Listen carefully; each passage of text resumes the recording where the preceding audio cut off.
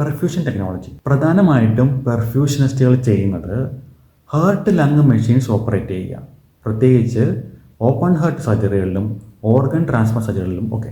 അത്യാവശ്യം ഡിമാൻഡും ജോബ് സെക്യൂരിറ്റിയും ഒക്കെയുള്ള കോഴ്സാണ്, പ്രത്യേകിച്ച് ഹൃദയ സംബന്ധമായ അസുഖങ്ങൾ കൂടി വരുന്ന ഈ കാലഘട്ടത്തിൽ. യൂറോപ്യൻ രാജ്യങ്ങളിൽ സ്കിൽഡ് പെർഫ്യൂഷനിസ്റ്റ് നല്ല അട്രാക്റ്റീവ് സാലറി ഉണ്ട്. ഇന്ത്യയിൽ എയിംസ്, ജിപ്മർ, വെല്ലൂർ തുടങ്ങിയ ഇൻസ്റ്റിറ്റ്യൂഷനുകളിൽ ഈ കോഴ്സ് ഇന്നുണ്ട്. കേരളത്തിൽ പ്രധാനമായിട്ടും +2 സയൻസ് കഴിഞ്ഞവർക്ക് LBS വഴി അപേക്ഷിക്കാം. കൂടാതെ തന്നെ BSc സുവോളജി കഴിഞ്ഞവർക്കും ഈ കോഴ്സിന് വേണ്ടി അപേക്ഷിക്കാവുന്നതാണ്. ശ്രീത്ര ഇൻസ്റ്റിറ്റ്യൂട്ട് ട്രിവാൻഡ്രത്തും ഈ കോഴ്സ് ഇന്ന് നിലവിലുണ്ട്.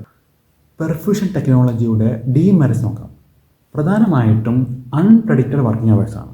സർജറി എപ്പോൾ ആരംഭിക്കുന്നു, എപ്പോൾ തീർന്ന് നമുക്ക് മുൻകൂട്ടി പ്രെഡിക്റ്റ് ചെയ്യാൻ കഴിയില്ല. കൂടാതെ ഈ ഓപ്പൺ ഹാർട്ട് സർജറി ആയാലും ഓർഗൻ ട്രാൻസ്ഫർ സർജറി ആയാലും ഒരുപാട് സമയം എടുക്കുന്നതാണ്. അതുകൊണ്ട് തന്നെ ഒരുപാട് നേരം നിന്ന് ചെയ്യേണ്ടി വരാറുണ്ട്. വളരെ പ്രധാനപ്പെട്ട സർജറിയുടെ ഭാഗമായതുകൊണ്ട് തന്നെ വളരെയധികം സ്ട്രെസ്സും പ്രഷറും ഉണ്ടായിരിക്കും. പെർഫ്യൂഷൻസ് പ്രധാനമായിട്ടും ഹാർട്ട് സർജറി ഉള്ള ഹോസ്പിറ്റലിൽ മാത്രമേ ജോലി ലഭിക്കുകയുള്ളൂ.